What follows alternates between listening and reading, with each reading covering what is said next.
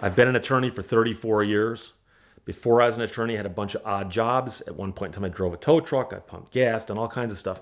And at one point in time, between these various jobs and before I was an attorney, I was driving along in my Chevy Monza, little car, not a bad little car, but I was driving along and something went wrong with the shifter. And by something went wrong, I think the linkage came apart. But at the time, I didn't know enough about cars to know, and my brothers who would normally help me weren't available. So I made mistake number one. I opened up a phone book, went to the yellow pages, transmission shop. Transmission shop right down the street from where I worked. I called them and I said, hey, transmission, something wrong with it, don't know what it is. Can you guys come get it? The guy goes, not a problem. They come pick it up, tow it, free towing to their shop. Guy calls me up, he goes, yeah, this thing's got all kinds of problems, man. The transmission's shot. It's a 4-speed.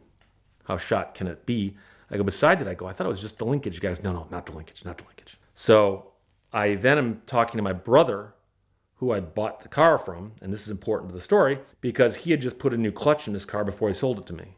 Nothing wrong with the transmission, nothing wrong with the clutch. And the guy tells me, he goes, your transmission's shot, your clutch is shot. He goes, we can probably rebuild the transmission and save you some money.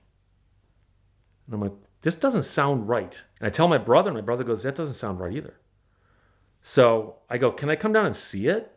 And Michigan actually has some pretty good laws protecting consumers who are working with mechanics. And if you ask to see parts, the mechanic is supposed to show them to you. Now, the law says they got to show them to you afterwards, but the mechanic's also not allowed to lie to you, for instance, to get you to buy something you don't need. So I go, hey, to my brother, I go, hey, can we go? It's just right down the street. Come look at the transmission. The guy says he's got the transmission out of my car. We walk in there, and the guy goes, oh, this is my brother. I didn't say my brother rebuilt this trans a little while ago, clutch or anything, but I just said, this is my brother.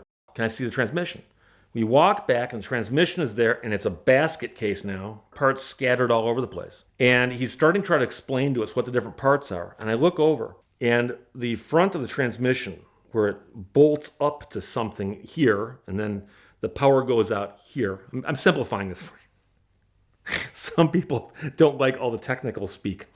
But where it attaches the front of the transmission, there are 4 bolts. 1, 2, 3, 4. And there are lobes that stick off the front of the transmission, and a bolt goes in each one of those. One of the lobes is missing. And you can tell that it's a fresh crack because the casing has a certain coloring to it, and there's shiny metal where there used to be a lobe. Lobe is gone, shiny metal. And the guy's over here going, and by the way, this over here is the 3rd sprocket shifter fork. What are you guys looking at?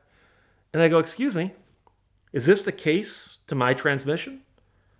And the guy goes, yeah, but that's not the problem. The problem's over here with the linkage and the this. And my brother goes, did you drop his transmission? And the guy goes, no, it was like that when he pulled in. And my brother goes, I worked on this transmission just a little while ago. All 4 lobes are there. Now the lobe is missing. You talk about how shiny it is. It obviously happened recently, like this morning or yesterday. And now the guy's turning all different shades of purple and green and stuff. And he goes, well, here's the deal. This transmission needed to be rebuilt, which, by the way, it didn't. It was a shifter problem, a linkage problem. But I hate to keep returning that because I know that now, but I did not know that then. The guy goes, we're going to rebuild the transmission. It needed it anyways. And it's going to cost, I think it's like $600, $700. But this is early 80s. So I'm like, what else am I going to do? I mean, do I take a basket of parts to another transmission shop? Because it could cost even more. So I go, fine, fix it. The guy goes, don't worry, we'll fix it. You'll be fine. Guy calls me up a couple days later and goes, your car's ready. Come get it. Runs fine. So I go in there, pay the guy. Guy hands me the keys. I go out, look underneath the car as much as I can see. Well, it looks okay. I drive the car to my office. Seems to be running fine. Drive it home, park it in the driveway. Come out, and there's trans oil underneath the transmission. It's a bad leak. Okay, it's we're not talking Band-Aid here, we're talking surgery, okay? And I look and it's coming out because apparently where that lobe busted off, it still didn't fit flush, and even if it did, it probably vibrated or something. But all I know is there's trans fluid coming out of it. I call the trans shop, which they warranty their work. I call the guy, I go, leaking trans fluid. I go, gear lube or whatever it is in the manual transmission. I go, come get it and fix it. So the guy sends a tow truck out, picks it up, brings it back in, looks underneath because that's not a problem. I go, it looks like it's leaking from where you guys broke that lobe off the transmission. And the guy goes, no. It's we'll fix it. Don't worry about it. Don't worry about it. Car sits there for like 2 weeks, unmoved. And I know that because I go by there on my way to work. There's my car, unmoved. I could call the guy, and the guy'd say, oh, it's up on the hoist right now. I go, really? I drove by 5 minutes ago. It's still out on the side, unmoved. Oh, you're the red Monza. I'm sorry. I was thinking of different. You're next. And he kept pushing me back because, he's got my money now. He's not motivated to do anything about this. He eventually gets the thing in there, and I'm deconstructing this. I believe he pulled the transmission off the engine, cleaned it, slathered it with some kind of caulking compound, fix a gasket stuff, and back on. And by the way, sound effects is extremely important to understand that, because this right here doesn't illustrate that's what he did. Cranked those 3 bolts as hard as he could, gave it back to me. So I go out there and look at it, and now instead of dripping trans oil, gear lube, whatever, it's dripping caulking compound. Thinking to myself, is that how you fix transmission? And so I'm like, doesn't seem right. So I drive it home, look underneath it, caulking compound and trans oil all over the driveway. I still live at home with my parents, by the way. My dad's not thrilled, okay?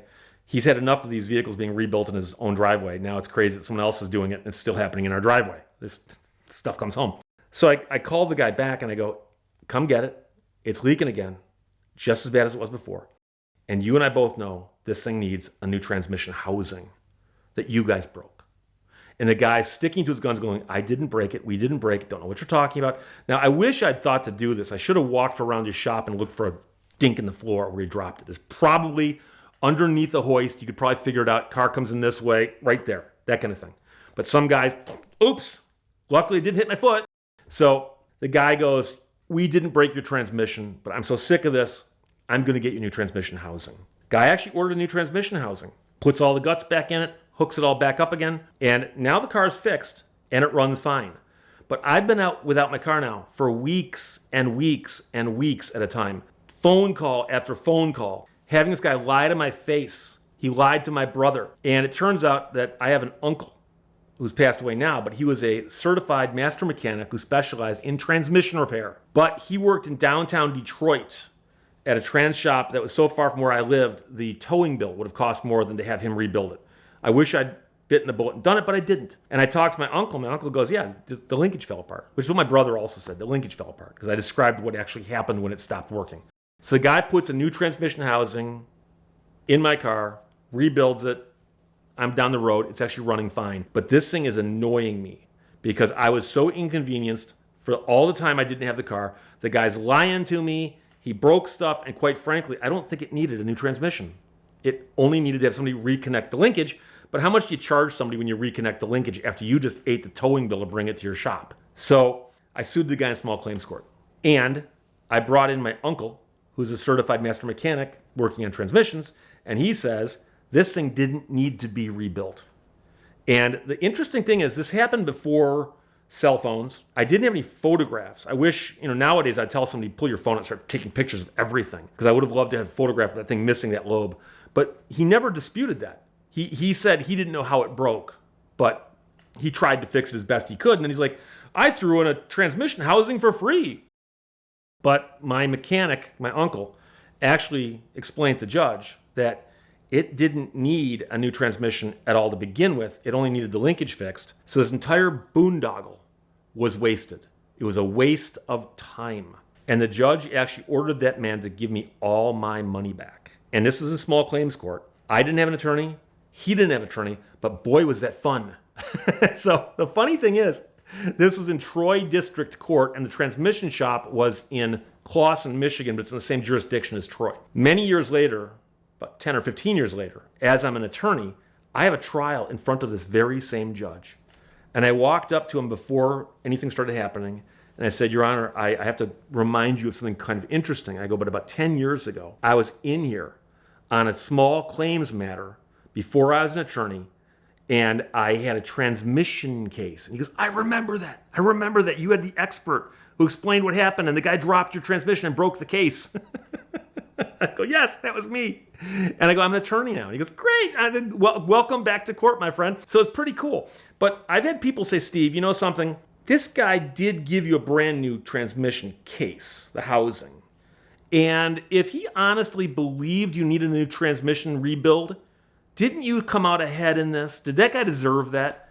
Well, a couple years later, the local newspapers ran a story where the Attorney General's office in Lansing was getting complaints about shady transmission shops. And they launched an undercover operation and a grand jury investigation nicknamed Operation Shifty. And I've looked this up. You can find the stories online. Operation Shifty, they went and got brand new cars. And they brought them into shops of theirs and photographed everything underneath the car and then marked stuff. Then they had people pretend to be stupid and come into a transmission shop and go, it's shifting funny. What do you think? And then the person would leave and come back and they go, you need a whole new transmission. One example of this is when the person came back to the shop and they go, you need a whole new transmission. He goes, no, I want my car right now. And they said, okay, we'll give you your car back. They gave the guy his car back. They took it to a shop, put it on a hoist. They had removed his new transmission and replaced it with a bad one. Documented. Absolutely true. And they busted about 15 transmission shops. I could be wrong on the number, but several transmission shops in southeastern Michigan got busted in Operation Shifty. And they listed all of them in their article. And the one I sued was among that group. This month of VINwiki Car Stories is brought to you by Bridgestone, and the most exciting news out of Bridgestone is the brand new release of their Alenza Prestige tire. The Alenza Prestige highway tire is for drivers who want a long-lasting, elegant, and comfortable ride without compromising at all on wet weather performance. Amazing tire that features their next generation Enlighten technology, as well as their Quiet Track technology, an in-groove feature designed to reduce tread pattern noise combined with a wide center rib that helps to deliver a whisper-quiet ride with comfortable and responsive handling. So check them out now at the link in the description below to learn more about the Alenza Prestige tires from Bridgestone and the entire Bridgestone family of products.